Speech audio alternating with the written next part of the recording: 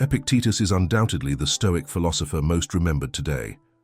What's interesting about him is that he was born in Hierapolis, Phrygia, in 55 AD and died around 135 AD in Nicopolis, an ancient city at the entrance to the Ambracian Gulf in Epirus. He was the son of a maidservant and was therefore given a name common among servants in antiquity, meaning acquired. His master, Epaphroditus, was secretary to both Emperor Nero and Emperor Domitian. After arriving in Rome, Epictetus began his studies at the school of Musonius Rufus. After gaining his freedom, he taught in Rome, where he lived very simply and without luxury. Between 89 and 94 AD, when Epictetus was already a renowned philosopher, the Emperor Domitian expelled him and all other philosophers from Rome. So Epictetus went to Nicopolis, where he opened his own philosophical school, which soon became very famous. Epictetus was in poor health and limped because one day his owner, who was very angry, started hitting his leg with an object until he broke it. During this incident, Epictetus remained calm and, although in pain, only warned his owner that his leg would break if he continued. Like Socrates, Epictetus wrote nothing down. His thoughts were passed down to us through his student, Lucius Flavius Arrianus Xenophon, who wrote down his master's teachings. Epictetus lived at the same time as Plutarch and Tacitus, and was already an important figure in his own time, for he was a friend of the Emperor Hadrian. Hadrian was Emperor of Rome from 17 to 138 AD, and was a very cultured man who greatly valued Stoic philosophy. He was also tolerant of different philosophies and religions, and his reign was a time of peace for the Roman Empire. Epictetus and Hadrian never met in person, but they frequently exchanged letters. Marcus Aurelius, Emperor of Rome from 161 to 180 AD, also greatly admired Epictetus and followed his ideas. He even mentioned Epictetus in his book Meditations. Other writers, such as Aulus Gellius and Lucianus, also spoke highly of Epictetus. Galen, a famous physician of the time, wrote a text in defense of Epictetus, but it was lost over time. Epictetus's influence spread even further in modern times and was very important in the development of Neo-Stoicism through thinkers such as Justus Lipsius and Guillaume du Ver. The book Epictetus's Handbook, or Enchiridion, is a collection of Epictetus's lectures.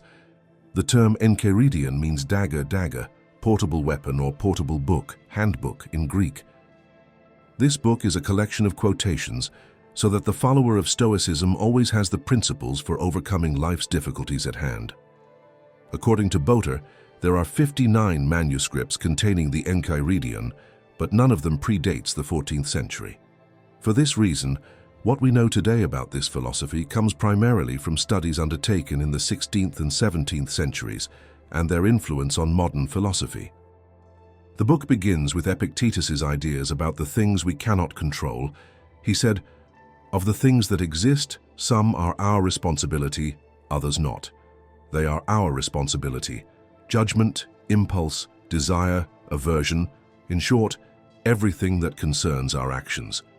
This means that we should only concern ourselves with what we can resolve, that is, with what I feel, with my desires, with what I like or dislike, with my love, my friendship, my anger, and my hatred.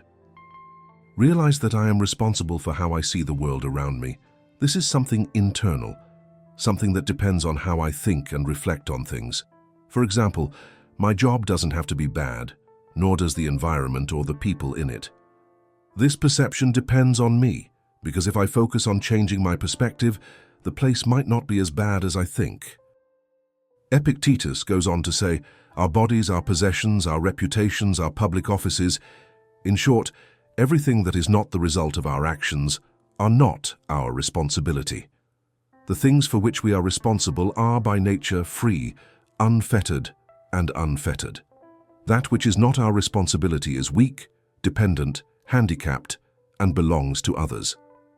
What Epictetus wanted to convey is a fundamental truth about the nature of control and responsibility in our lives. He suggests that many of the things that concern us, such as social status, reputation, or the opinions of others, are comparable to prisoners. These prisoners are elements of our reality that lack autonomy. They are influenced by external factors and the way we perceive them, and are not under our direct control. Imagine you're in a room full of people. Some of them are preoccupied with their appearance, others with what others think of them, and some even with the idea of gaining more social media followers. All of these worries are like invisible chains binding these people, holding them to something beyond their reach. These chains prevent them from living their lives to the fullest because they're constantly seeking external approval or worrying about things they can't control. Epictetus warns us of the danger of coveting these things that hold us captive. When we become fixated on achieving social status, securing an impeccable reputation, or winning the admiration of others, we expose ourselves to a series of obstacles. We are constantly worried, anxious, and restless because these desires keep us in an endless cycle of trying to please or impress others. This can lead to petty behavior, where we act selfishly or spitefully just to protect or improve our position in the eyes of others. Furthermore, when we seek these external things, we end up blaming gods and men for our frustrations. We feel that life is unfair when we don't get what we want, or when others don't acknowledge us the way we would like. This mentality makes us bitter and dissatisfied because we're constantly chasing something that will never fully be ours. Epictetus invites us to reflect on the value we place on these prisoners. He suggests that instead of trying to control what we cannot change, we should focus on cultivating what is truly within our control, our own actions, thoughts, and reactions. In this way, we free ourselves from the invisible chains that bind us and find a sense of peace and contentment that is independent of external factors. On the other hand, if we think only of what belongs to us, what we can resolve, and learn to separate what belongs to others from what is real, we should, for example, when someone criticizes us, try to understand whether the criticism is just or unjust. If it is just, be grateful for what you can change. If it is unjust, don't worry because it has nothing to do with you. Your reputation is something that doesn't concern you, so you don't need to spend time justifying yourself. Simply conduct yourself with dignity. If you achieve this separation in your state of mind, no one will be able to shame you. No one will stop you from doing what you must do, and thus you will live peacefully without blaming or accusing anyone. You won't feel ashamed in any way, no one will hurt you, and you won't have enemies because you won't be influenced by anything harmful. He then says, if you want to accomplish many important things at once, you must remember that you can't put in just a little effort. That is, you can't try to do everything at once. You must choose your goals carefully, putting some things aside and postponing others for the time being. This means that you cannot build a family full of affection, respect, kindness, and love if you devote all your time to a prestigious position, distancing yourself from them and not being present in their lives. Therefore, it is important to reflect on your priorities and values. If you want to have a good family, you must dedicate yourself to it and give it not just a little of your love, but include it in your plans. Epictetus explains, but if you desire these things, he is referring to the virtues of a wise person, and also want to hold important positions and be rich, you may not achieve the latter because you are also striving for the former, and you will certainly not achieve the things that bring true freedom and happiness. He advises telling yourself, external passions and ambitions are only an illusion and not what they seem. Then evaluate what is truly your responsibility and what is not. And if you find that you are not responsible for something, simply tell yourself, that is not for me. Roman soldiers during the Stoic era were more than just warriors. They reflected a society deeply connected to the armed forces and the firm values of the empire. Imagine these men as pillars of a nation, hardened by discipline and shaped by the strict traditions of Rome. For them, discipline was not just a drill, but a fundamental virtue that shaped their character and guided their actions. Every morning, every march, and every battle was a testament to their unwavering loyalty to Rome and their commitment to the established order. For these soldiers, having children was not just a personal matter, but also a symbol of social prestige. The size and importance of a family was linked to a man's position in society. The image of a Roman soldier surrounded by his children represents more than just a family. It is a symbol of continuity, strength, and respect. The larger the family, the greater the status, the greater the legacy left for the future. This desire for continuity and growth was fueled by a spirit of self-defense and a strong connection to the land they worked. For them, owning land was not just a matter of money, but an act of pride and belonging. Family farming was the foundation of their lives, hard work that reinforced the value of property and the importance of personal effort. The sense of belonging to the state was also very strong. The soldiers saw themselves as guardians of an ancient tradition, responsible for keeping alive the practices that made Rome eternal. Every ceremony, every ritual, observed with rigor, reinforced the deep bond between person and nation. They were men who understood the value of traditions and rules and followed them with almost religious devotion. In this context, Stoicism developed into the philosophy that captured the spirit of the Roman Empire. It was not merely a system of thought, but an expression of the values underlying the entire Roman social structure. Above all, the Stoics sought to strengthen the spirit by turning away from excessive pleasures and rejecting the idea that pleasure should be the sole goal in life. They saw true satisfaction in self-control, discipline, and the fulfillment of duty, which directly corresponded to the mentality of the Roman soldier. Stoicism, with its firm values, was a direct response to the needs and challenges of a society that valued order, discipline, and integrity above all else. Philosophy is ultimately a reflection of the socio-cultural aspects of an era, and Stoicism, with its emphasis on resilience and virtue, was nothing less than the embodiment of the indomitable spirit of the Roman Empire. It was the philosophy that guided soldiers on their marches, instructed citizens in their daily lives, and held the empire together during its most difficult times. Stoicism survived not only in the hearts of the Romans, it was the invisible force that moved the empire, a lasting testament to the greatness of Rome. When Epictetus began teaching philosophy, the Roman Empire was already facing major political problems. Old Roman values were disappearing, and pleasure for pleasure's sake was beginning to dominate. The age of plenty was coming to an end, and the empire was struggling to maintain its borders while battling rebellions and civil wars. The crisis was further exacerbated when, in the first half of the 1st century AD, the people of Rome began to abandon the traditions of typical families. Having many children was no longer valued. This societal change contributed to the weakening of the Roman Empire, as the descendants of barbarian peoples began to occupy important positions in government. When Epictetus speaks, he addresses an ordinary Roman who cherishes ancient traditions and values, such as the importance of family, justice, compassion, property, military life, and the pride of being Roman. At that time, Stoicism was a highly respected philosophy and was even considered official by the state, as many emperors had been trained by Stoic masters.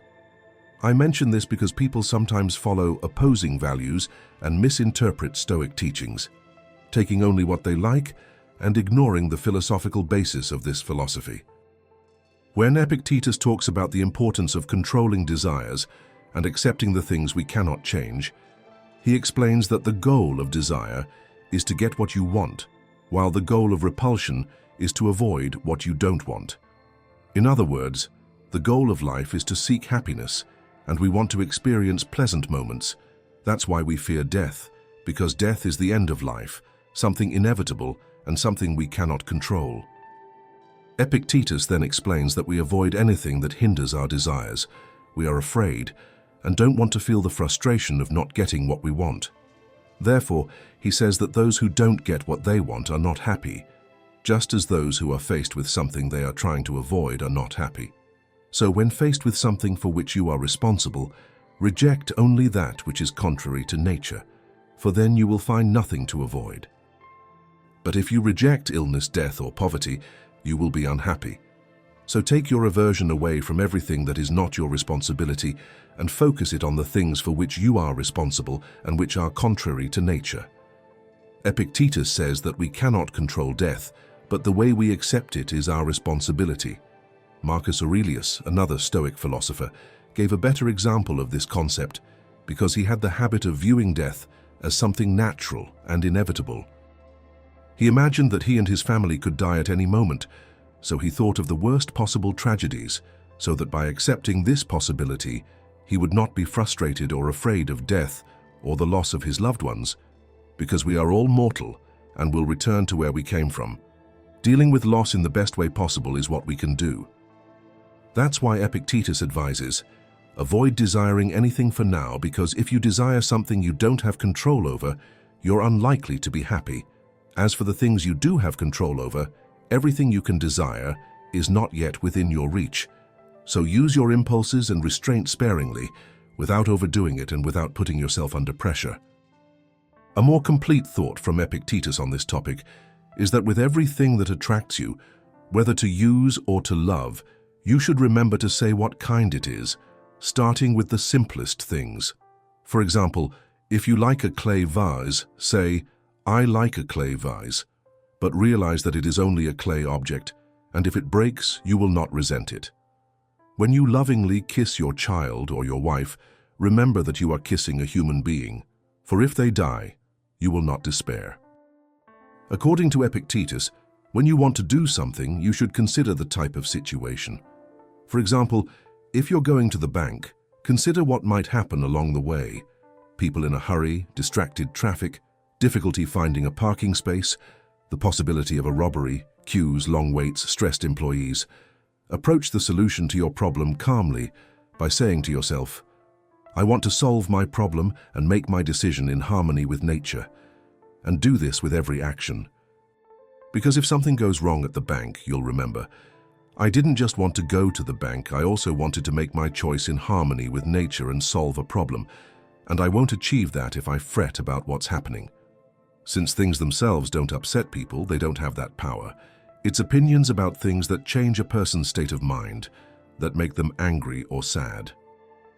Death, for example, isn't something terrible, but the opinion that it is terrible makes us afraid of death and causes us to act cowardly. Therefore, when obstacles arise in our lives or unrest or sorrow, we should never consider anything other than our perceptions and opinions about these events as the cause or reason. For this reason, Epictetus believes that it is the behavior of an uneducated person to blame others for the things they themselves do wrong, just as it is the behavior of someone who has begun to learn to blame themselves, and of someone who has already learned to blame neither others nor themselves. Epictetus's sixth piece of advice calls us to reflect deeply on the true source of our virtues and how we value what we have. He warns us of the danger of boasting about something that is not in fact our own merit, but rather a quality or advantage of another. It's as if we were borrowing the brilliance of something external to illuminate our own image, but that light is not truly ours. Imagine a magnificent horse with a glossy coat and an imposing posture. If the horse itself were to say, "I am beautiful," that would be natural and appropriate. After all, beauty is inherent in it.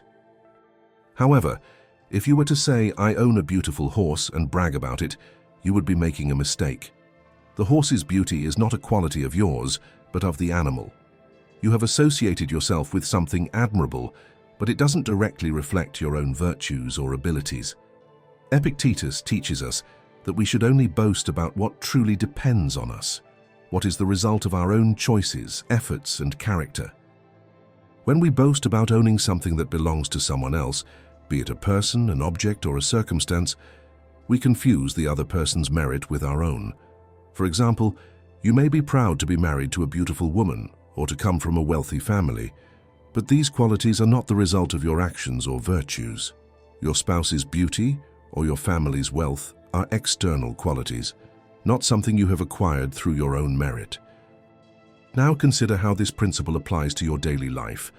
Perhaps you have influential friends or live in a luxurious home.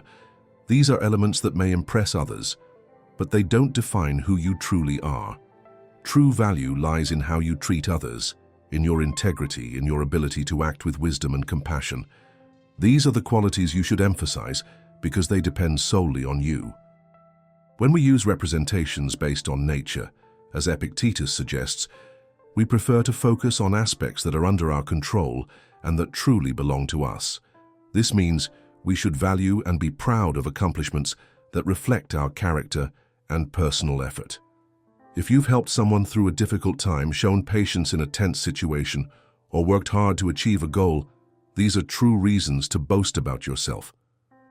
These are qualities that are self-sufficient and therefore deserve recognition. In short, Epictetus's advice is a lesson in humility and self-knowledge. He calls us to look beyond outward appearances and appreciate what truly matters, the qualities we cultivate within ourselves that reflect our true character. By adopting this perspective, we not only avoid the mistake of boasting about the merits of others, but also become more aware of what truly matters on our personal path of growth and virtue. Epictetus offers advice on how to be wise and disciplined. He uses the following analogy. Imagine you're traveling on a ship and you go out to fetch water while the ship is stationary. Along the way, you might find a beautiful shell or a small fish, but you must always think of the ship and return to it quickly without being distracted. When the captain calls, you must be close enough to hear him and return to the ship. It's the same in life. Life is full of distractions and pleasures, but when the captain calls, you must run back to the ship and leave everything behind without looking back. And as you get older, it's even more important not to stray too far from the ship, lest you get left behind when the captain calls. A prudent person always keeps an eye on the essentials and doesn't get carried away by momentary pleasures, and the older they get, the more they should be aware of their strengths and make prudence their ally. Another important point is that you shouldn't expect things to happen the way you want them to, but rather accept that things happen the way they need to, so that life becomes more peaceful. Thinking that everything should be different only leads to worry. Do you know that person who always says, "Oh, if it were me, I'd do it differently"? This behavior of not accepting things as they are and wanting everything to be different is painful for our souls and only increases frustration. Epictetus also teaches that illness may be a problem for the body, but it is up to you to decide whether it is a problem for your happiness. He suggests thinking about this with everything that happens to you, and you will see that the problem often lies more in your thoughts and opinions than in the situation itself. In every situation, look for a skill within yourself that will help you deal with it. For example, if you see a beautiful woman, you can use your ability for self-control. If you have a difficult task to accomplish, use your perseverance. If someone insults you, practice patience. By accustoming your mind to using these skills, you will not be overwhelmed by problems. Epictetus also advises, never say, "I have lost," when something is gone. Instead say, "I have returned it to where it came from." If your son died, he was returned to the universe and to nature. If your wife died, she too was returned. "I have lost my property." No, it was returned, but the person who took it was wicked. What does it matter by whom what was given to you was reclaimed? As long as you have something, treat it as if you were caring for someone else's belongings, like someone staying in a temporary inn. This doesn't mean giving up everything or feeling nothing, as if you were cold and indifferent. Epictetus simply advises that if you dwell too much on these sad events, you lose control of yourself and allow strong emotions and turmoil to dominate your soul.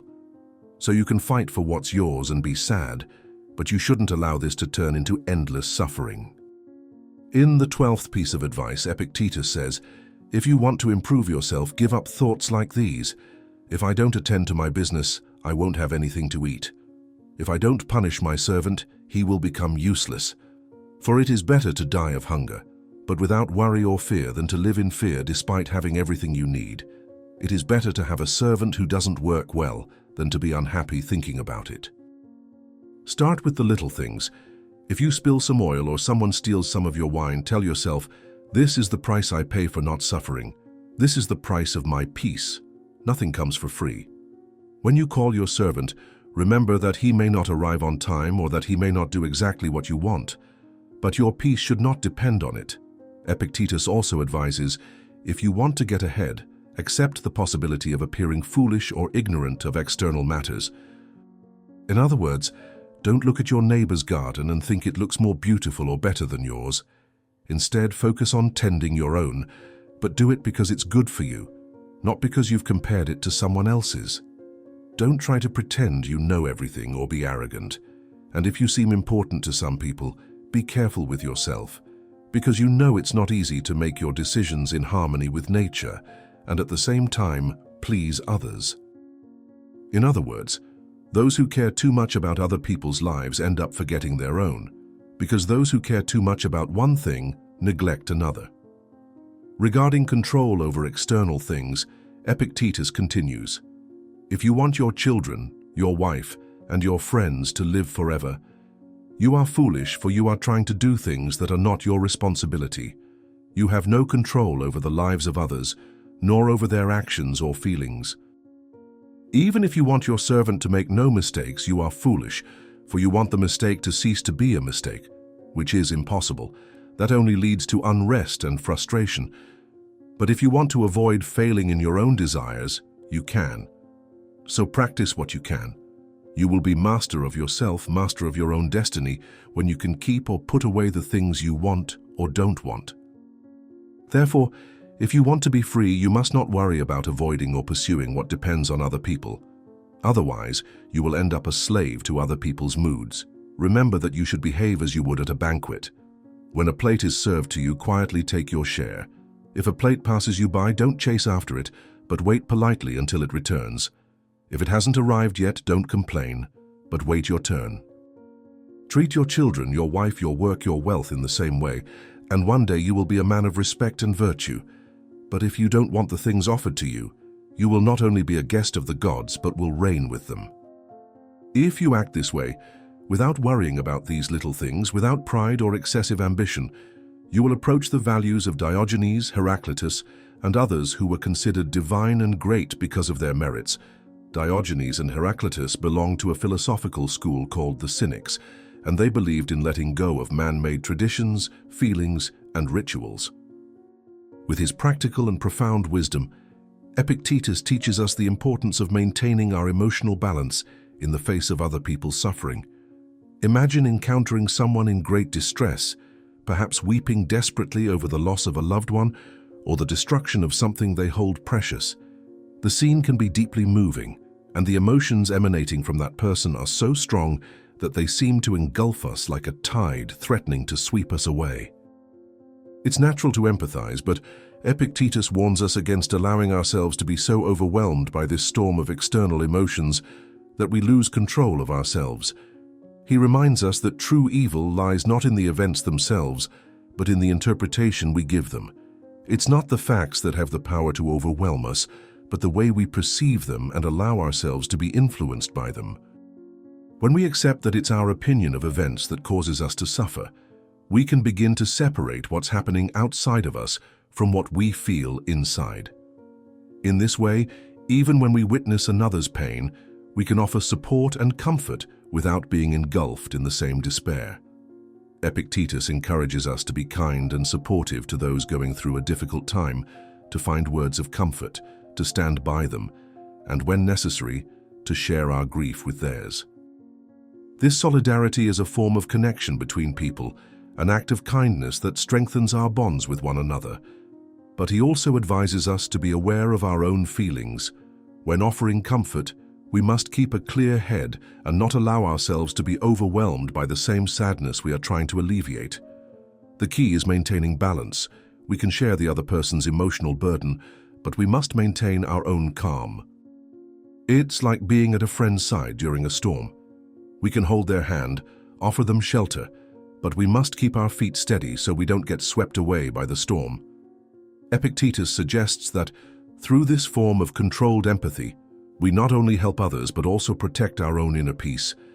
This Stoic lesson is an invitation to a life of self-mastery and wisdom, where we can be both kind and strong.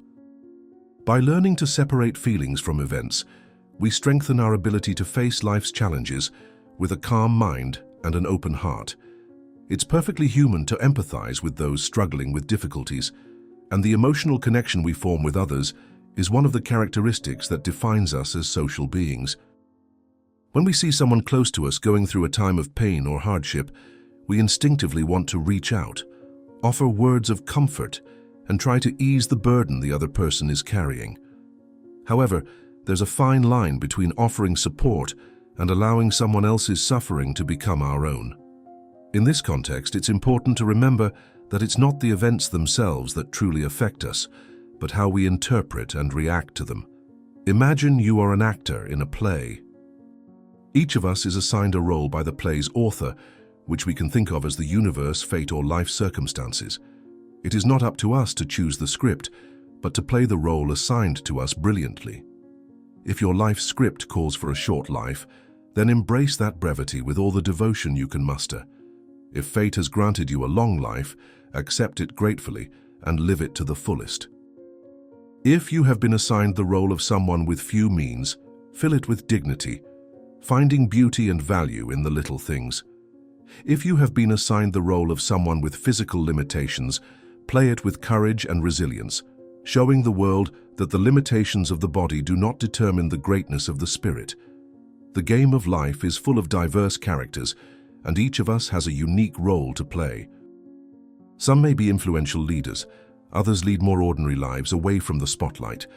But regardless of the role we play, it's the quality of our interpretation that counts. If you are destined to be an ordinary person, then live that simplicity with pride, knowing that true greatness lies in the authenticity of small deeds.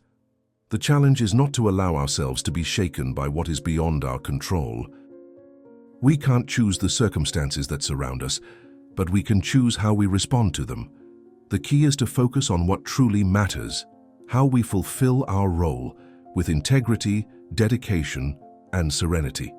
In this way, we free ourselves from unnecessary suffering and find an inner peace that isn't so easily shaken by external storms. When someone else is struggling, it's natural to feel compassion and want to help. However, it's important to maintain a healthy balance. When offering support, we must remember that another person's pain doesn't have to become our own. We can be a source of comfort and strength without sinking into the same suffering. By maintaining this perspective, we can not only better help others, but also maintain our own emotional stability. The most valuable lesson is that while we can't choose the role life has assigned us, we do have the power to decide how we want to play it. And it's precisely in this achievement, in this acceptance and surrender to what's within our grasp, that we find true peace and fulfillment. So instead of worrying about what we can't control, we should focus on making the most of what we have and accept that the rest is left to the great author of life's game. In his 18th piece of advice, Epictetus says, not to be discouraged when a crow makes a noise that portends ill fortune. Instead, remember that these signs have no power over you, your body, your belongings, your reputation, your children, or your wife. If you want, all of these signs can become good omens for you, because the benefit you derive from these situations depends on how you handle them. You can be invincible if you don't engage in battles whose outcome is beyond your control. Furthermore, Epictetus reminds us that when we see someone receiving much praise, being very powerful, or being much admired, we shouldn't think that person is truly happy. If true happiness lies in the things we can control, then there's no reason to feel envy or jealousy. We shouldn't aspire to be generals, leaders, or authorities, but rather people free of these feelings and the desire for things beyond our control. Remember that the insult or aggression doesn't come from the person who insulted you, but from your opinion that they were rude. So if someone provokes you, know that it's your own interpretation that's provoking you. The first thing you should do is not get carried away by the thought that someone has been rude. If you can take your time before reacting, you'll find it easier to control yourself. It's important to accept and face death, exile, and all the things that seem frightening, especially death. This way you won't wish for anything bad or have excessive ambitions. We must remember that the things we fear in life are actually the result of our overvaluation and preoccupation with these events. When we control this, we become masters of ourselves. If you choose to pursue philosophy, expect to be ridiculed, laughed at, or asked questions like, why did he suddenly decide to become a philosopher? And why does he have that serious expression on his face? Epictetus says, you don't have to adopt that serious expression, but as someone chosen to follow this path, hold fast to the things you believe are best for you. Remember that the people who initially laughed at you will later admire you if you focus on them. But if you give up because of them, you'll end up being laughed at even more. Another piece of advice: if at any point you start worrying about external things just to please someone, you've lost your way. Be a philosopher in all situations. But if you want to sound like a philosopher, then do it only for yourself. That's enough. Don't let thoughts like, "I will live without being respected, and I won't be anyone anywhere," bother you or rob you of your peace. Because if lack of respect is a bad thing, which it really is, then it can no more put you in a bad position than it can shame you. In other words, we should only worry about the shameful actions that are within our control, that were our mistakes, and that we must correct. We shouldn't worry about external things like gossip and slander from others. If you find it very difficult to calm down in the present, or even to rely on yourself emotionally, this could be due to a fear that won't go away. This fear causes you to stand still in time and no longer really live, but only survive. Unfortunately, many people are plagued by fears their entire lives and can never break free from them, which is very sad. The Stoics and many psychologists were well aware of this and knew how to get rid of this annoying illness. To get rid of fear, click on the link in the first comment and watch a video right now that shows you how. It's in the first comment. Epictetus asks, "Do you decide whether you get an important job or are invited to a party?" Of course not. Those are decisions other people make, so why should it be shameful to not get the job or not be invited to the party? You only need to worry about the things you can control and where you can do your best. He also talks about how some self-interested people may be disappointed if they don't see you in these important positions because they can't gain any benefit from them, such as earning money or favors. But who says these things are under your control and not other people's decisions? How can you give someone else what you don't have? Earn wealth, someone says, so that we too may benefit from your success. If I can earn wealth while maintaining my dignity, loyalty, and generosity, then show me the way, and I will earn it by my own efforts. But if that means losing what's truly important to me, then consider, why should I keep something that has no real value? What do you prefer, money or a loyal and valuable friend? For Epictetus, a person can help his country in many ways, not just in war. Just as a shoemaker doesn't make weapons and a blacksmith doesn't make sandals, everyone has their own role to play. Helping to train another loyal and worthy citizen is already a great help to the country. Another point he makes is, if someone receives more honors than you at a feast, a welcome, or a meeting, and these things are truly good, you should rejoice that they did so. But if these things aren't truly good, then you shouldn't suffer for not receiving them. Remember that if you don't act to get things that are beyond your control, you shouldn't expect to get the same things as those who do. How can someone who doesn't often go to another's door expect to receive the same as someone who does? How can someone who follows and praises others expect to receive the same as someone who doesn't? It would be unfair and greedy to want to preserve these things without paying the price they cost. How much does a head of lettuce cost? Let's say it costs a coin. So if someone doesn't pay the coin and steals the lettuce instead, and you, not wanting to steal, don't take the lettuce, don't think you have less than the person who stole it. Just as he obtained the lettuce dishonestly, you have a clear conscience. The same applies to this case. If you aren't invited to a banquet, it's because you didn't give the host the price they demand for the meal. In this case, the price can be compliments, favors, and flattery. If you think it's worth paying that price, then do so. But if you want to be considered without paying anything, then you are greedy and foolish.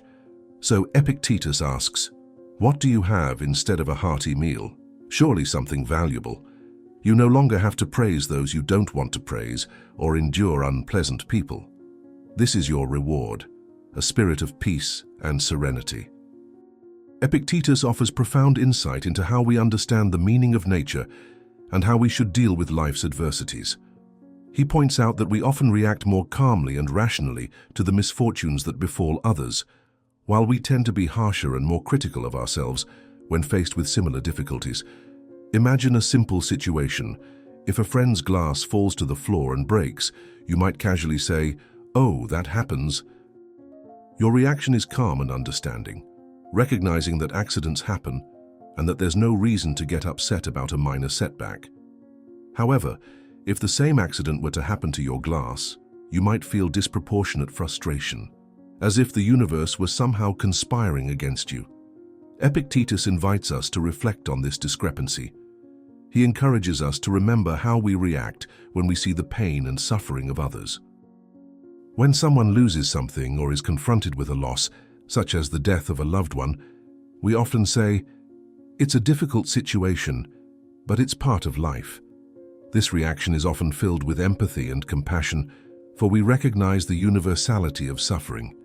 However, when suffering arrives on our doorstep, our reaction can be quite different. When we are confronted with the loss of a child, a spouse, or another painful situation, we tend to cry out, "Why did this happen to me?" This despair reflects our attachment and our difficulty accepting that suffering is part of the human experience.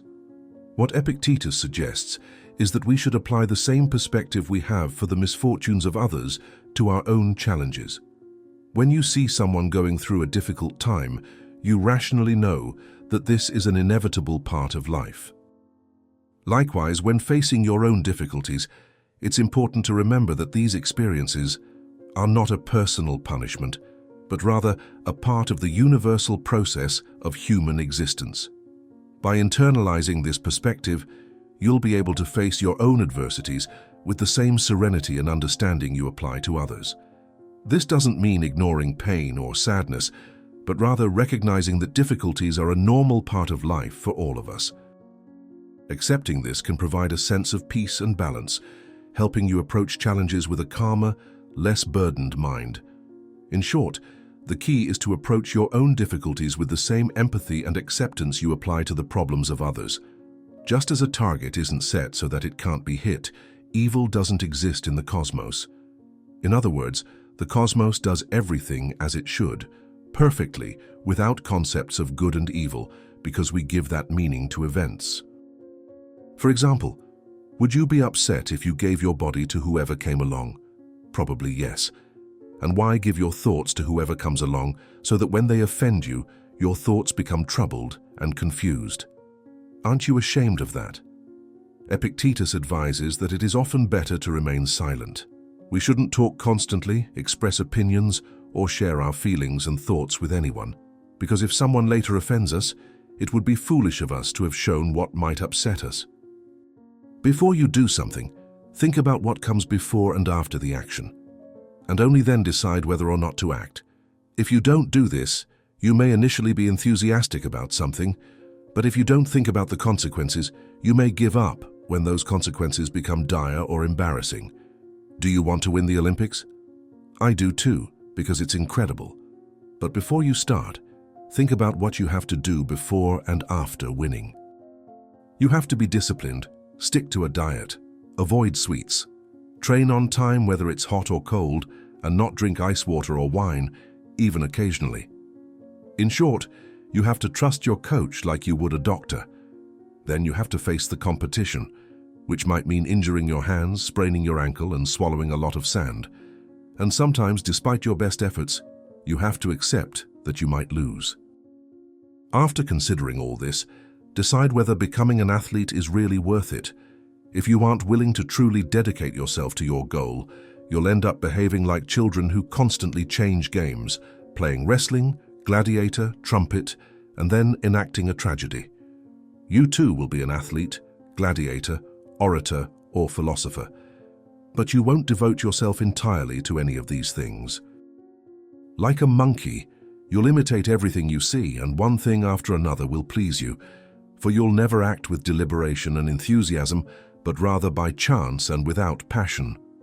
Man, first think carefully about what you want to do, and then see if you have what it takes. Do you want to be a pentathlete or a wrestler? Look at your arms and legs, because everyone has a different role. Do you think you can be a philosopher, and at the same time eat and drink the same things as everyone else, follow the same rules, and have no sense of humor? To be a philosopher, you have to stay up late, endure hardship, move away from your family, be despised by servants, be laughed at, and have less of everything. Fewer honors, fewer public offices, fewer trifles. Think these things through carefully if you want to gain peace, freedom, and tranquility in return. Otherwise, don't get involved. Don't be like children. 1 hour a philosopher, another a tax collector, another an orator, and then Caesar's procurator. These things don't go together. You have to be either a good person or a bad person. You have to decide. Do you want to focus on internal control or external things? Do you want to devote yourself to what's inside you or what's outside you? In other words, do you want to be a philosopher or an ordinary person? Epictetus says that our actions should be measured by our relationships. If he is your father, it means you should take care of him, yield to him in almost everything at home, and tolerate him when he insults or chastises you. But what if he is a bad father? That's not true, because by nature he should be a good father and fulfill his duty to raise his child. My brother is unjust. Maintain your attitude toward him. Don't look at what he does, but at what you should do, and your decision will be in harmony with nature. Because if you don't want it, no one can harm you, but he will suffer if he believes something has been done to him. In this way, you will discover how to behave toward your neighbor, the citizen, and the community at large if you become accustomed to considering the relationships you have with each one.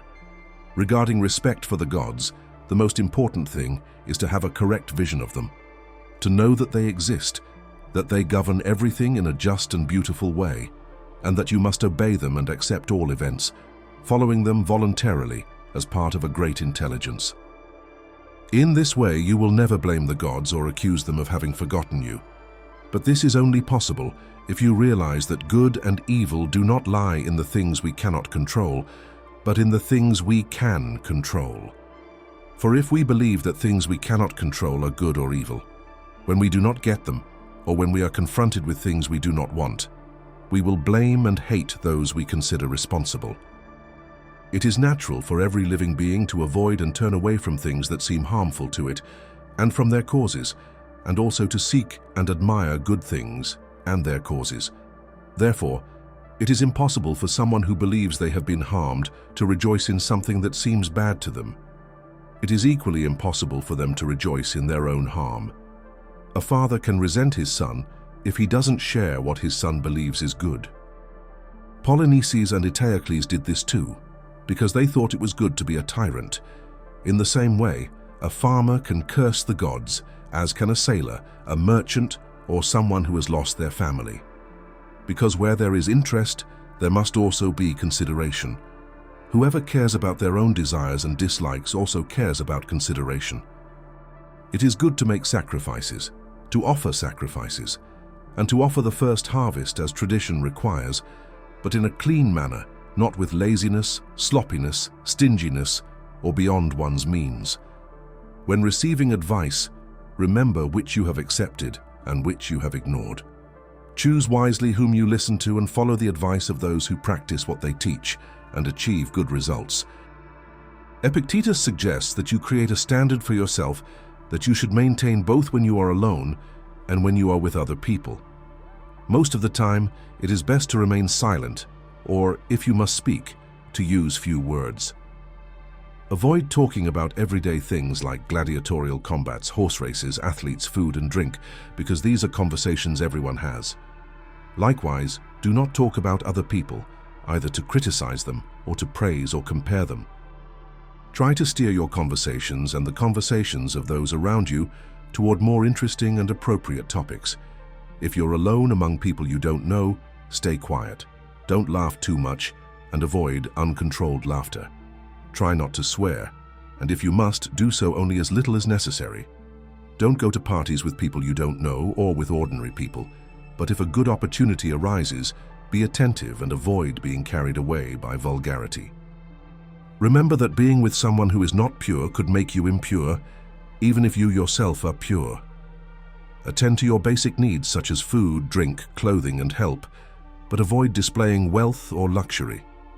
Regarding Aphrodite's pleasures, it's best to hold back until marriage, and if you do indulge in them, do so according to custom, i.e., maintain fidelity.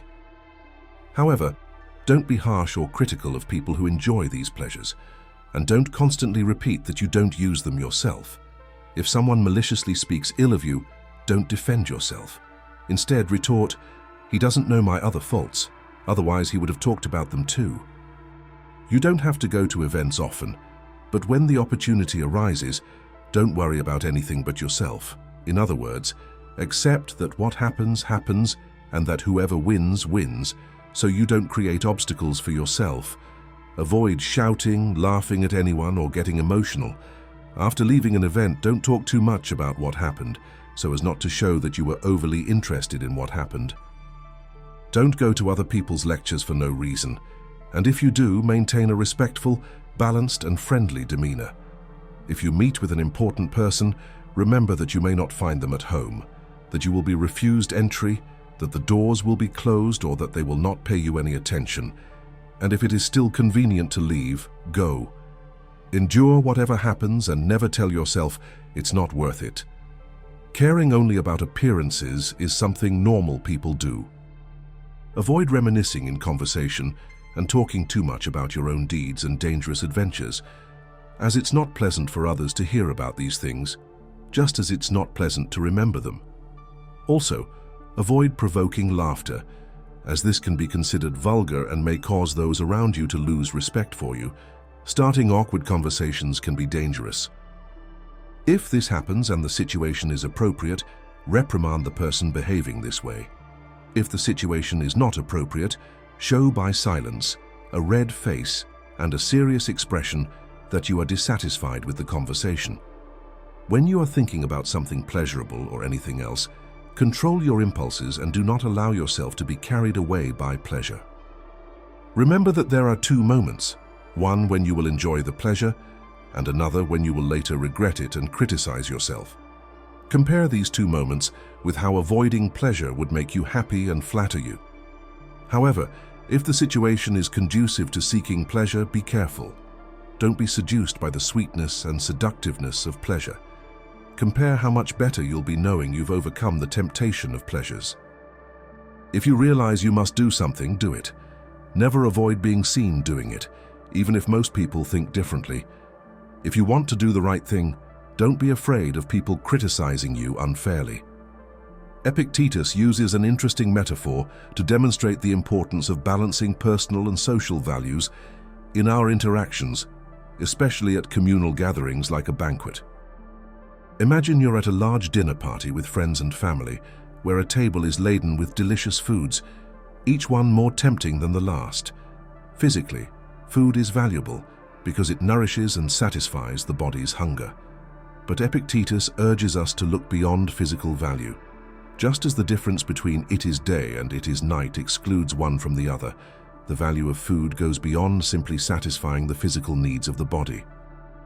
At a banquet, it's important to recognize that the experience encompasses more than what's on the plate.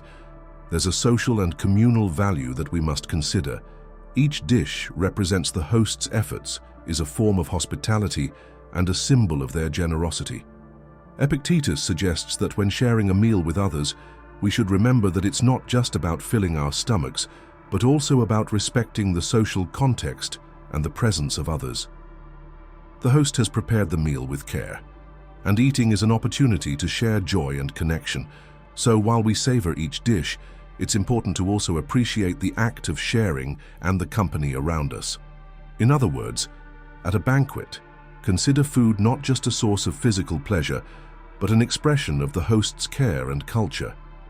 The way you eat and behave at the table reflects your respect for those who have invited you and your own ability to live in harmony with others. So when eating, don't just focus on the nutritional value of the food. Remember that every bite is also an opportunity to show gratitude and respect for the host. By balancing individual value with social value, you'll not only enjoy the meal more, but you'll also strengthen the bonds of friendship and camaraderie, turning the experience into a moment of true human connection. If you take on a role that overwhelms you, you'll lose your composure and let go of the role you're capable of fulfilling. Just as you're careful not to step on a nail or twist your ankle while walking, you're also careful not to damage your leadership skills. If we carefully guard this rule, we'll perform every action more confidently. For Epictetus, the body is the measure of possessions, just as the foot is the measure of a sandal. If you stick to it, you will keep to the measure. But if you go too far beyond it, you are bound to fall into the abyss. And the same goes for a sandal. If you go too far beyond the foot, it becomes golden, then purple, then embroidered. Because if you go beyond the measure, there is no longer any limit.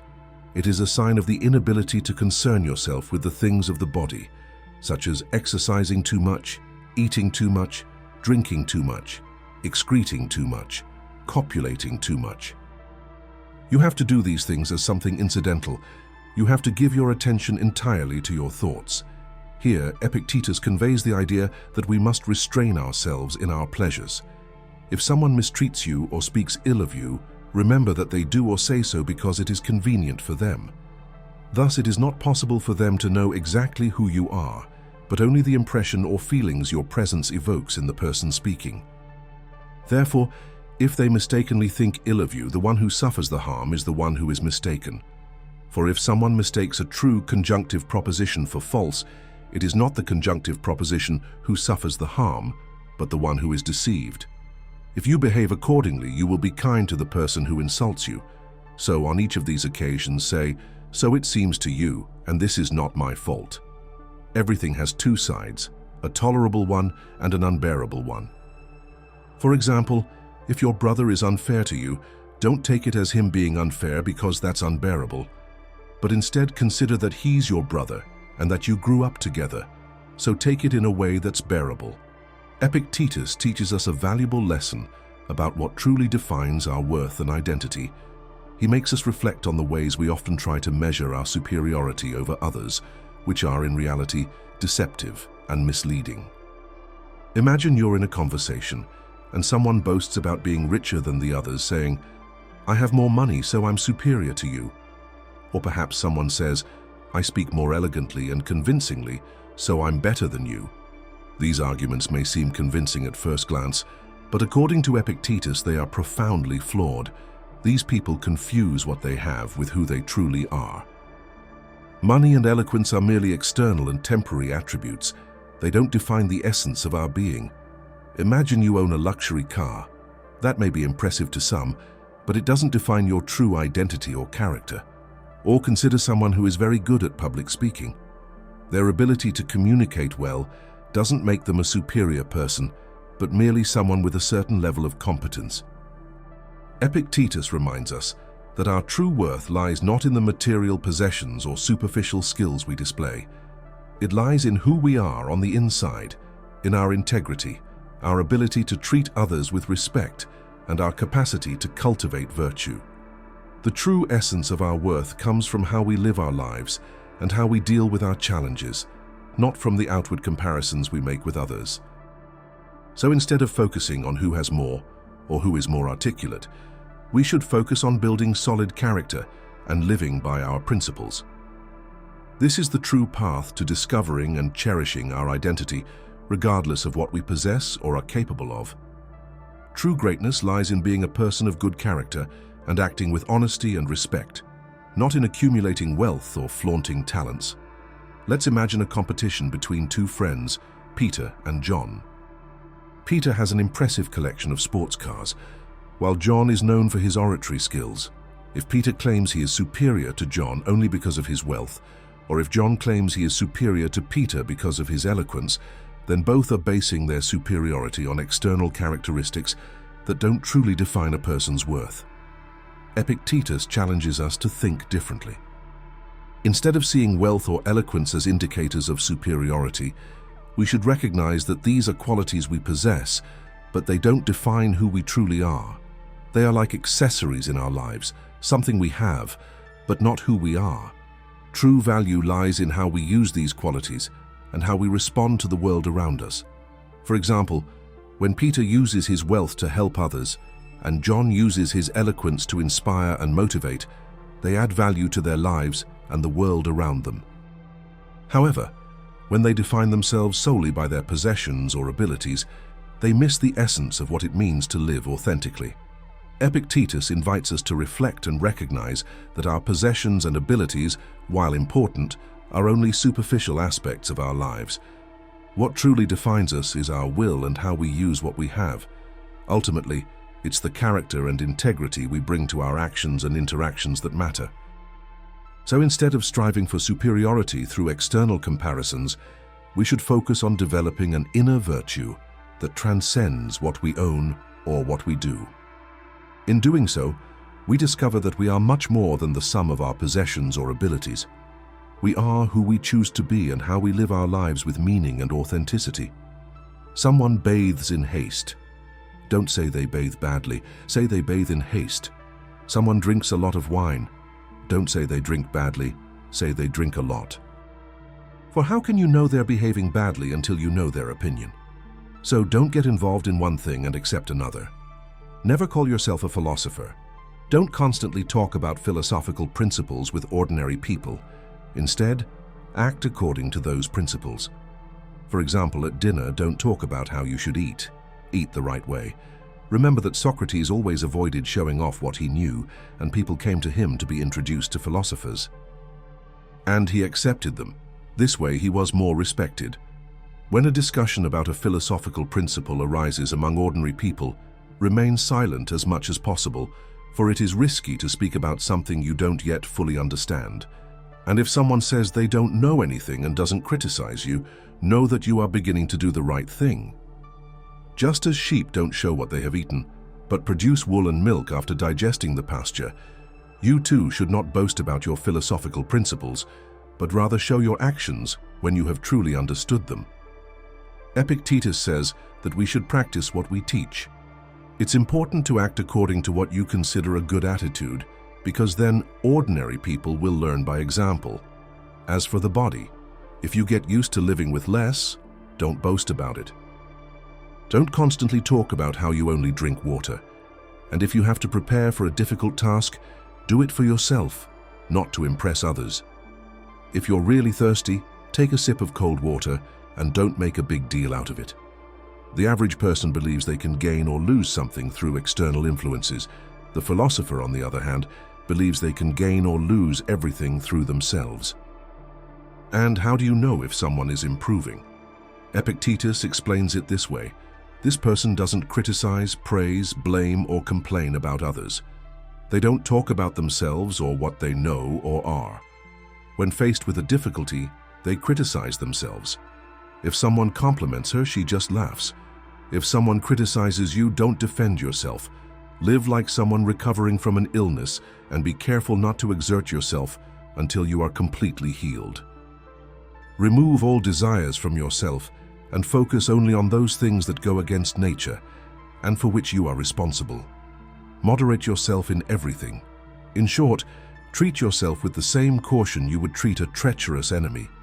If someone thinks they deserve respect for understanding Chrysippus's books, remember, if Chrysippus didn't write complicated things, there's no reason to think he deserves respect. What I want is to understand nature and follow it. So I look for someone who can explain it. If that's Chrysippus, I go to him. But if I don't understand what he writes, I look for the interpreter. So far, nothing seems to deserve respect. When I meet the interpreter, I only have to follow the instructions he gives. That's respectable. If I admire the interpretation, I'm only a Chrysippus scholar and not a philosopher.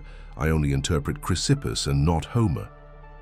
So if someone asks me to interpret something by Chrysippus, especially if I can't show actions that match the words, I'll be ashamed. The philosopher says, respect all rules as if they were laws, and consider it a grave error to disobey them. And if someone says something about you, pay no attention, for it has nothing to do with your actions. How long will you wait to be worthy of the best things and follow the principles of reason? You have already received the philosophical teachings and agree with them. So, what master are you still waiting for to correct you? You are already an adult. If you continue to be careless and lazy, constantly postponing your efforts for yourself, you will not realize that you are making no progress. And so you will be an ordinary person both in life and in death. So from now on, as a progressing adult, see your life as valuable. Make whatever seems best to you an inviolable rule. When a difficult, pleasant, grandiose, or challenging task comes your way, remember that this is the time to make an effort, that this is the time for the Olympics, and that there is no time to wait. A single mistake or slip-up can cause you to lose your progress or maintain it. This is how Socrates achieved fulfillment. He focused only on reason in everything he did. And you, even if you are not Socrates, should live with the desire to be like him. The first and most important aspect of philosophy is putting principles into practice, such as, don't support lies.